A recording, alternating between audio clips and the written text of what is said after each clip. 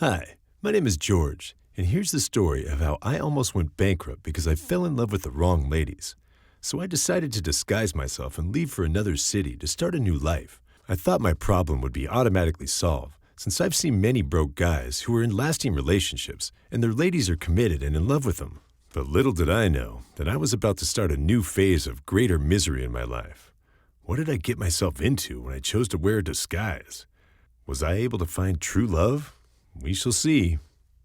One day, very early in the morning, Leo, my friend, came unexpectedly to my house. He met me in the worst condition that he'd ever seen me in.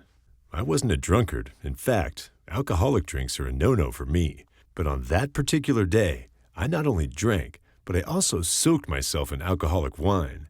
I still had about 3 bottles of vodka martinis that I hadn't opened beside me.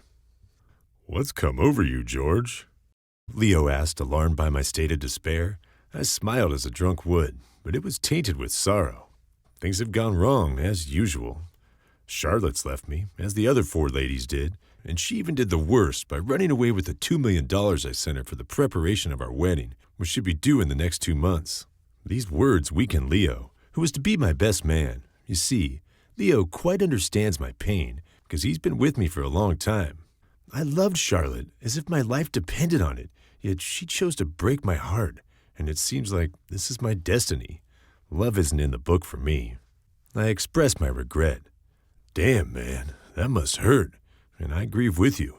Leo consoled me as he sat beside me. He encouraged me not to drown myself in sorrow because of a woman. That wouldn't be the best for me. Leo, the great intellectual, full of intelligence and all kinds of wisdom, told me to meet him over the weekend for a better discussion, as he had to dash out for a business meeting.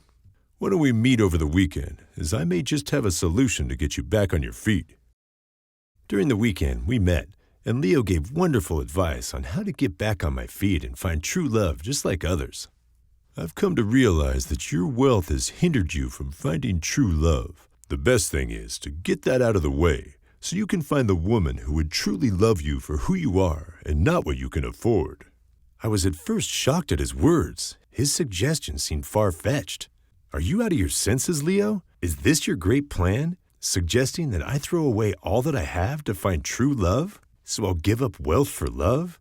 But that won't be possible. What will me and our so-called true love live on when I marry her?" I asked in disbelief, expressing my thoughts to Leo immediately. Then he laughed and assured me that I wouldn't have to do any of those things. "Come on, George. You should know me better than that." Leo had a better plan than I ever thought of. He told me he has an uncle in Scotland, and he'll inform him that I'm coming for a year's vacation and that I'll be staying with him for a year. The only thought that ran through my mind was that I'd have to travel like a nomad and rely on the kindness of a stranger, having to stay under the roof of another man? Hell no, Leo. That wouldn't work. I can't leave the comfort of my mansion to squat with another man. But Leo encouraged me to see the bright side of his plan, so I decided to go with his advice. The following month, I left for Scotland to stay with Leo's uncle. At first, it was quite difficult for me because I wasn't used to such a lifestyle. I'd been out from under my parents' roof for a decade. I now had to stay with a completely strange family for a whole year, but I was on a journey to find true love, and therefore had to make the necessary adjustments accordingly. On arriving in Scotland and assuming a disguise, I had to change my identity, so my name was changed to Alfred. As a result of my disguise and acting to be less privileged, I knew it'd be quite the challenge to find true love. I thought ladies would accept me for the caring person I was, but that wasn't the case. Instead, many of them kept complaining that I was a broke guy. Where I got hurt the most was when I met Angela. She showed me love, and I thought my search was over, but her parents stopped her from marrying me because I was supposedly poor. "There's nothing I can do, Alfred. I must obey my parents' wishes." We'd planned to reveal my identity only after the lady and her family had accepted me and I had returned to Wales. Angela easily gave in to her parents' words, though I expected her to stand her ground. "But I love you, Angela, and you promised nothing would come between us." "I'm sorry, Alfred, but this is goodbye." To me, she was still one of those ladies who preferred to date only wealthy men. So after some weeks, I let go of her, and the thought was painful. I had to accept my fate again. Angela wasn't the only one who rejected me. There was also Gladys, who insulted me and called me names. "I thought you were a real man, but you are just a loser. My dog is smarter than you." But I truly knew who I was. I wasn't moved by her reaction, and without much ado, I left her alone. As if that wasn't enough, Beatrix was another lady who drew me in from the start. She was the first lady I actually met upon getting to Scotland, but I didn't like her at first until the others I was interested in disappointed me. Although I went as a broke guy, I still had little money to render help to others. Beatrix wanted to pay her rent, and her landlord had already sent her a quit notice. She was devastated, having no one to help her. It was only 2 months after I arrived in Scotland that I decided to assist her by paying her rent. Ever since then, we've been friends, and she comes to visit often.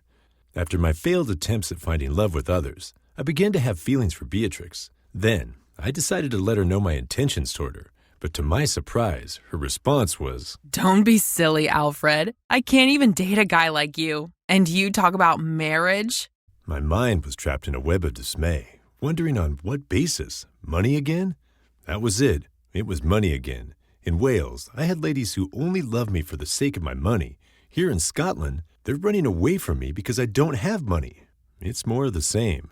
Beatrix shocked me so much, but I wasn't moved anymore. I accepted my fate.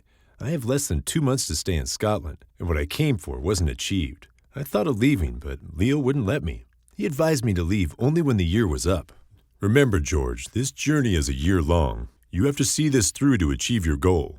Just about a month before I left without finding love, I was at the mall to get some stuff when I came across a young, pretty lady. Her name was Evelyn. I struck up a conversation with her, and we exchanged contacts, although I was sure within myself that the story would be the same. I decided to be more detached rather than committed, but at least I wanted to give this another try, like Leo had advised. We began talking consistently for about a week. One day, I asked her to go on a date with me. I didn't expect her to accept my offer, but she did. When we met, I told her where I was working as a sales representative. She never seemed to be concerned about that low standard of mine. She told me she was fine with me, whoever I was. I was surprised, but I felt her parents would soon change her mind, just like others. Within 2 weeks of our meeting, I proposed to her and she accepted. I didn't believe it could ever work, so I became curious to meet her parents. That's the only way I'll know if this is going to end up like the others. So we set a date for me to meet her parents. On getting to her place, I received a warm welcome I had never received from anyone save my parents in the past 6 years of my trial and error in relationships. They welcomed me like I was their own son. Evelyn's parents are wealthy. Her father is a renowned businessman, and her mother has a company she inherited from her father. Their house is just like mine in Wales, a very beautiful one. Hi, Alfred. We are so pleased to meet you. We've heard a good lot about you. We support Evelyn's decision, and we are happy to get to know you in person.